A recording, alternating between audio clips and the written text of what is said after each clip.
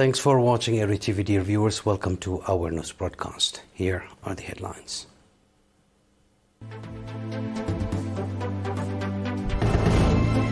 Eritrean delegation participates at ACHPR 79th Ordinary Session. Photo exhibition marks Independence Day anniversary. Uganda President Museveni arrives in Kenya for official visit. North Korea denies arms exchange with Russia.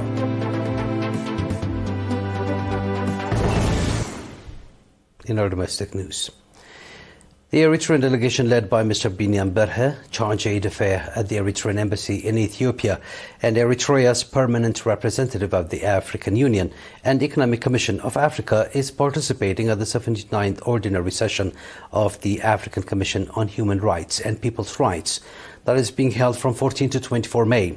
In virtual statement, the delegation presented on 16 May said that as a result of the relentless efforts by the people and government of Eritrea to safeguard and promote human rights, tangible achievements have been recorded across several sectors, including education, health, agriculture, justice, and other sectors, indicating that in Eritrea, education is the foundation of development and that to provide education equal opportunities means to provide equal opportunity for development. The delegation underscored that education is universal and provided for free from kindergarten to tertiary level, and primary education is mandatory. The literacy rate now stands at 85%, and efforts are underway to make it universal in the near future. As a result, the delegation went on to say that the government of Eritrea is continuing its efforts to expand opportunities for inclusive education for children with disabilities, among others, through training of teachers and providing adequate facilities for the children.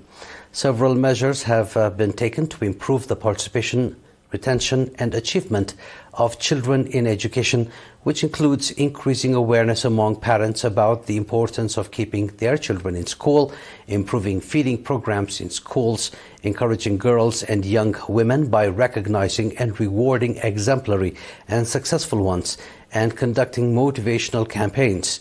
Regarding health service provision, the delegation said that the government of Eritrea has maintained its focus on improving access to and quality of health care in the country.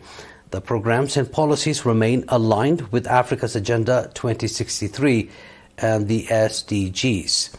Public health services are heavily subsidized. Patients are required to make only nominal payments, while the services are free for those who cannot afford to pay. In the past 33 independence years, the delegation indicated that the number of health facilities have increased from 33 to 347, and 70% of the population now lives within a 5-kilometer radius of a functioning health facility. Regarding agriculture and food security, the delegation reported that the Ministry of Agriculture has launched a strategic development plan for 2024 to 2028 periods. The plan has the goal of ensuring safe and nutritious food for everyone, everywhere. The plan has 5 major pillars: agricultural land and natural resources management, crop development, livestock development, integrated livelihood and agribusiness support, and human institutional capacity development. The encouraging progress Eritrea has registered in promoting and protecting human and people's rights showcased above are achieved within the context of natural challenges such as drought and environmental problems associated with climate change, and man-made challenges such as the continued illegal sanctions imposed on Eritrea by the US and the EU, instability and volatility of regional and international levels, and the unjust international system which exposes and marginalizes developing countries. Concluding, the delegation reaffirmed Eritrea's commitment to peace and security in collaboration with neighboring nations. It continues to advocate for a fair international system and remains dedicated to promoting and protecting human and people's rights, including fostering constructive engagements with the African Commission on Human and People's Rights.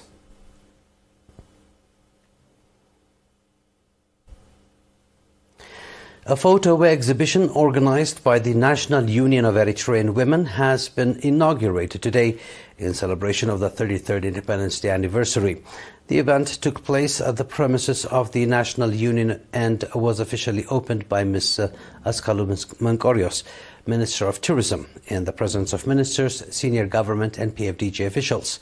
The exhibition showcases the remarkable role of Eritrean women in the national struggle for independence and in safeguarding the country's sovereignty. It also highlights their participation in national development programs and depicts the atrocities committed against the Eritrean people by enemies of Eritrea.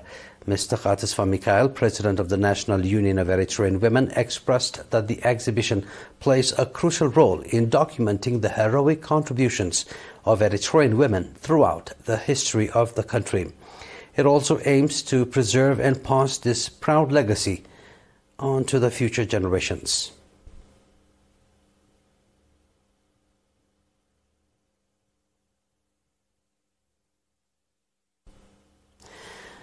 The Ministry of Labour and Social Welfare has provided 6 months of vocational training to 219 foster families. Mr. Gabra Fisahaye, a representative from the Social Welfare Unit at the Ministry, reported that the training covered various skills including cloth design, catering, sewing and weaving. The participants included 21 individuals from the regions of Gashbarka, Southern Ansaba and Northern and Southern Red Sea. Mr. Amaha Kidana, Director General of Administration and Finance at the Ministry, emphasized that the Ministry has been working in collaboration with the Ministries of Tourism and Education to enhance the socio-economic well-being of foster families. He stated that this training initiative is a part of those ongoing efforts. The trainees, appreciative of the opportunity provided, expressed their readiness to diligently apply the skills they acquired to improve their livelihoods. At the conclusion of the training, certificates of merit were awarded to trainees by Ms. Lul Gabrab, Minister of Labour and Social Welfare, and Ms. Askalu, Minister of Tourism.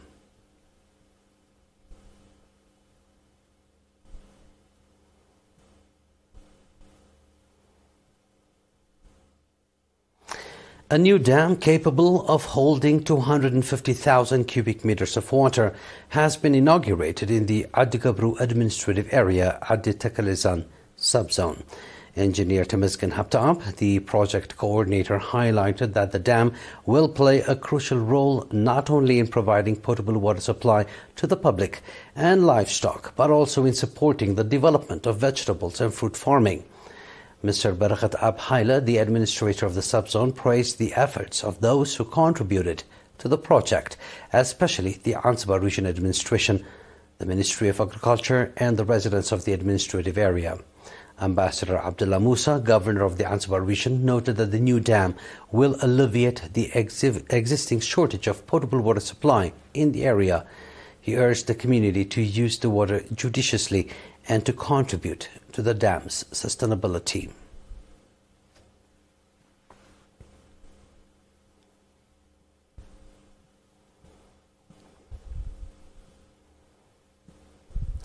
Those are domestic news. Please stay tuned now for the international news right after the short break.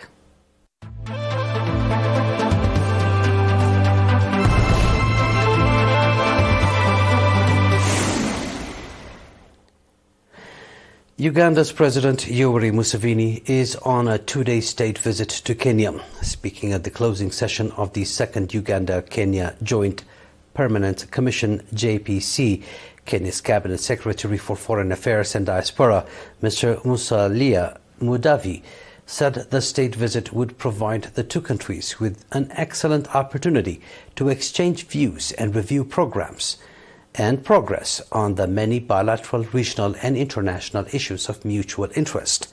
The JPC opened on Monday with technocrats from both countries reviewing the outcomes of the first meeting, which took place in March of 2019. Trade facilitation through the removal of non-tariff barriers, cross-border affirmation and security topped the agenda of the second JPC.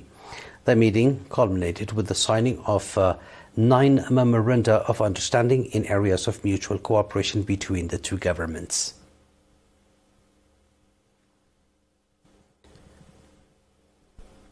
North Korea denied arms exchange with Russia. KCNA reported today, saying the nation's recently developed and updated weapon systems were not for sale to any other countries. The U.S. and South Korea accused North Korea of transferring weapons to Russia for use against Ukraine. Both Moscow and Pyongyang have denied the accusations but vowed last year to deepen military relations. Ties between the two countries have strengthened dramatically following North Korea leader Kim Jong-un's visit to Russia's Far East in September and a summit with President Vladimir Putin. North Korea's tactical weapons, such as rocket launchers and missiles recently shown, were not meant for exports, but for defense against potential threats, top officials have said. North and South Korea remain technically at war because their 1950 to 1953 conflict ended in a truce, not a treaty. South Korea's defense ministry said in a statement that it was closely monitoring the North Korean military's activities, but declined to elaborate further, citing the safety of South Korean soldiers.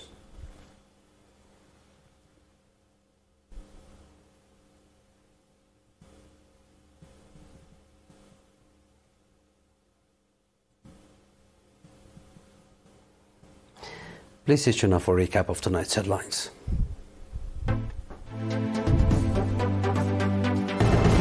Eritrean delegation participates at ACHPR 79th Ordinary Session. Photo exhibition marks Independence Day anniversary. Uganda President Museveni arrives in Kenya for official visit. North Korea denies arms exchange with Russia.